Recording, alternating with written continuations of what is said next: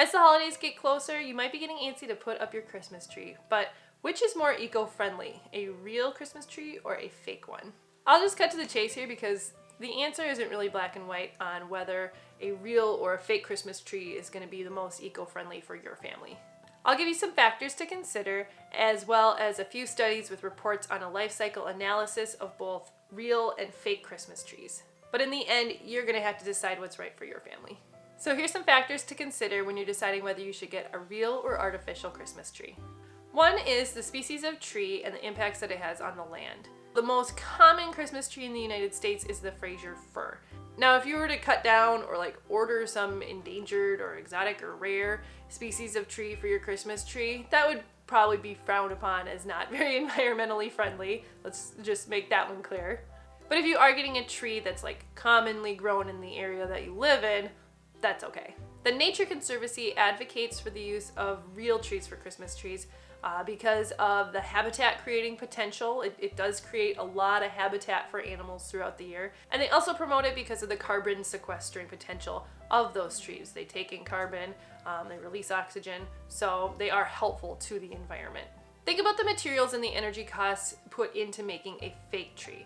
So a lot of those artificial trees that we're getting from overseas, they are made from petroleum-based products. A lot of them are PVC, and a lot of energy goes into obtaining that petroleum and processing it for that product. Also, what type of effects does the factory producing those trees have on the environment? As far as health hazards go, you could be allergic to real Christmas trees, and it probably wouldn't be very much fun to have that inside your house all season long.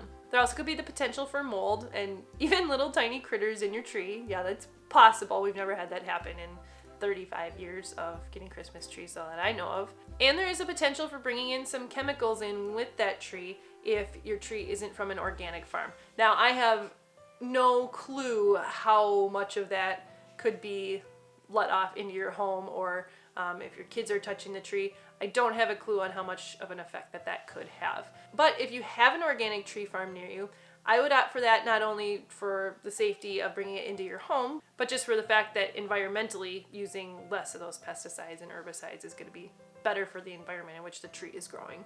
If you go to my blog post, it'll link you to Natural Baby Mama's list of organic Christmas tree farms, and they're listed by state, so you can go and look up your state and see if there's a Christmas tree farm that's organic near you.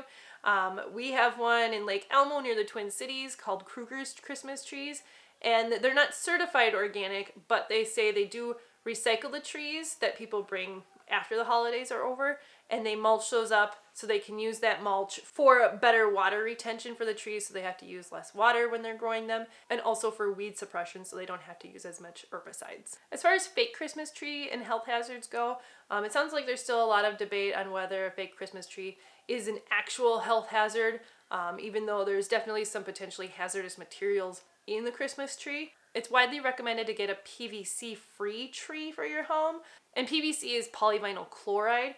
So the worry is that there could be a potential lead exposure or phthalates, and that the VOCs emitted, the volatile organic compounds that are emitted off the tree when you unbox it, could be harmful too.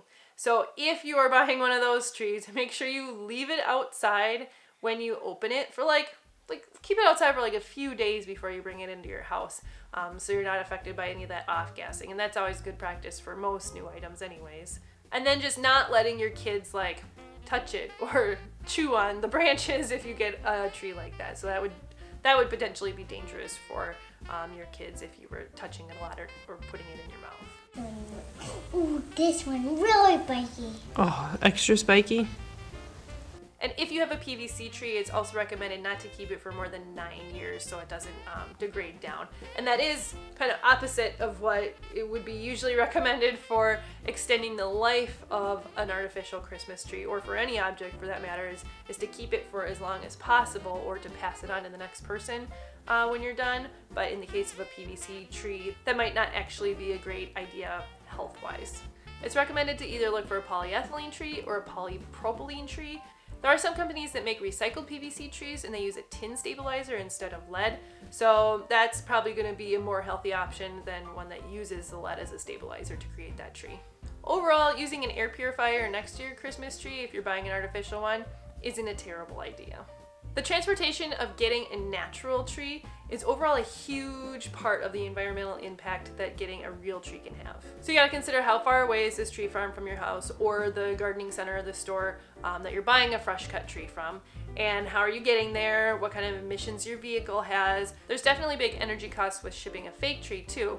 Most of them that are shipped to the US come from China, so you would assume that they're on a boat and then on a train or on a truck getting to the store where you are.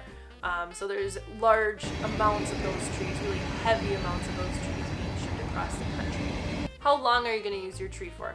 Obviously, if you are using a real tree, it's going to last you one season unless it's like potted and you're taking care of it, which they do have like Christmas tree rental services. I've never used any of those. I don't know how much they cost, but those are available too. But if you're getting an artificial tree, the average home keeps those trees for about 6 years before passing them along or disposing of them. If you're getting an artificial tree, see if you can get a used one first, as long as it's going to be a healthy choice for your family, depending on what kind of artificial tree it is. Or if you're going to buy a brand new one, try and keep it for as long as you can. If it's safe and it's still usable when you're done with it for whatever reason, try and give it away or sell it to someone first, see if it can be reused. Or if you could like cut off the branches and use those to make like wreaths or other decorations, try that too before just landfilling it. As far as the end of life treatment for your tree, if it's a real tree and it goes to landfill, is it the type of landfill that captures methane for energy recovery and use? Or is it just going to sit in there and contribute to global warming by releasing that methane as it decomposes underneath all the other garbage? Or do you have resources in your community that will take trees and recycle them, either to reuse them as mulch, or some programs use old Christmas trees to build up coastal dunes or create fish habitat? So there's all sorts of different things that your used Christmas trees can go to. There's going to be different watering needs for your trees.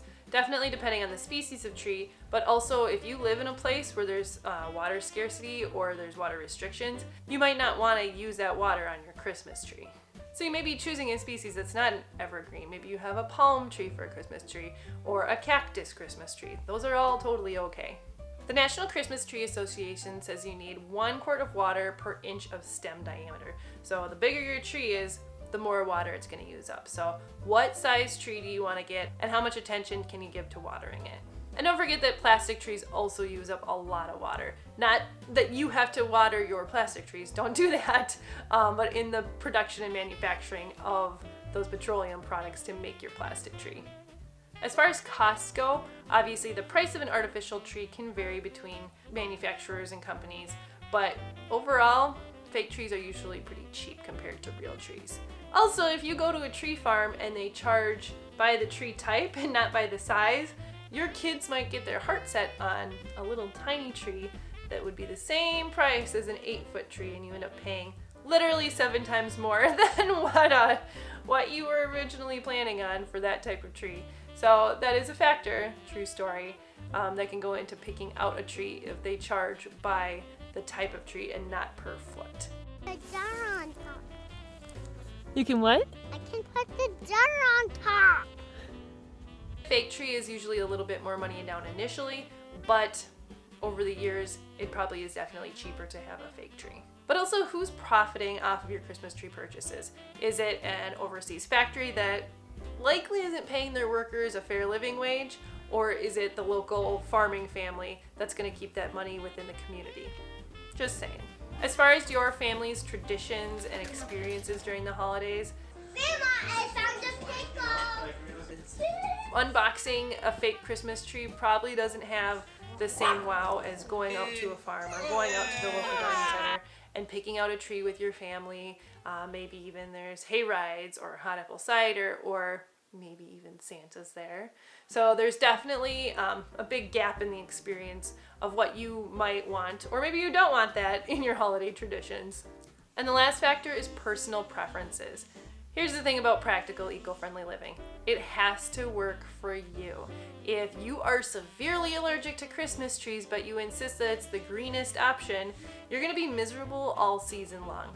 So it has to work for you and your family. If you don't have the storage space for an artificial tree, go get a real tree. If you aren't close to a tree farm or a nursery that's gonna have live cut trees, go for an artificial tree. You know what's best for you and your household. Once your family chooses what type of tree is best for your home, there's a few things that you can do to make that choice more eco-friendly. Here's a couple studies I found and their conclusions on how to make your tree the most eco-friendly it can be. So study number 1 comes out of Ellipsos in Montreal, Canada, and they concluded that the natural tree was a better choice than the artificial tree, particularly in terms of impacts on climate change and resource depletion. They also calculated that if you keep your artificial tree for 20 years, that would kind of even things out. Study number 2 comes from the National Christmas Tree Association, and it's actually a really fun study.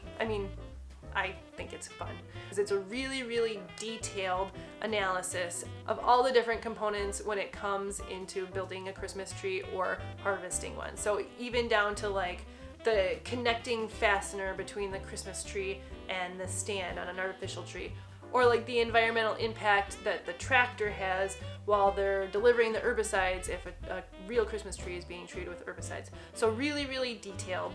And they found with artificial trees, the biggest environmental factor is the production of the materials for the branches on that artificial tree. And with the natural trees, the biggest impact lie in how far it takes you to go get the tree and to bring it home, and also what you do at the end of that tree's life.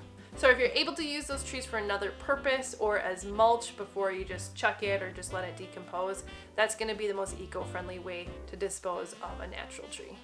And they do add in that overall across all the different scenarios, whether you're buying an artificial tree and you're doing the worst to get rid of it or not use it as much as you should, or you're buying a natural tree and you're doing the best, most eco-friendly thing with it, overall across all those scenarios, your overall carbon footprint of getting a Christmas tree is less than 0.1% of your overall carbon footprint for the year.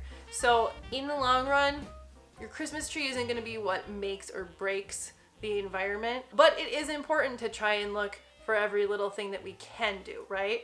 But I don't want you to feel guilty if you're like, I just wanted an artificial tree and it's not quite as good as a real tree. I don't want you to feel bad about that. So know that when you do make some good choices, you celebrate those, and when you can't make the absolute perfect choice, don't feel bad about it. So overall, what does my family do for Christmas?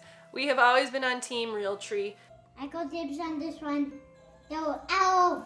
I do think it is important for the environment that we have those Christmas tree fields, that it creates that habitat for wildlife, but also it's just what my family has always done. So it's a big tradition for my dad and I to go out and go pick a Christmas tree, and we probably overanalyze every single Christmas tree we see on the lot, but that's kind of part of the tradition too. That's what makes it fun, is like, oh, the branch shape of this one, or the needle length of this one. So that's what we do for our tradition.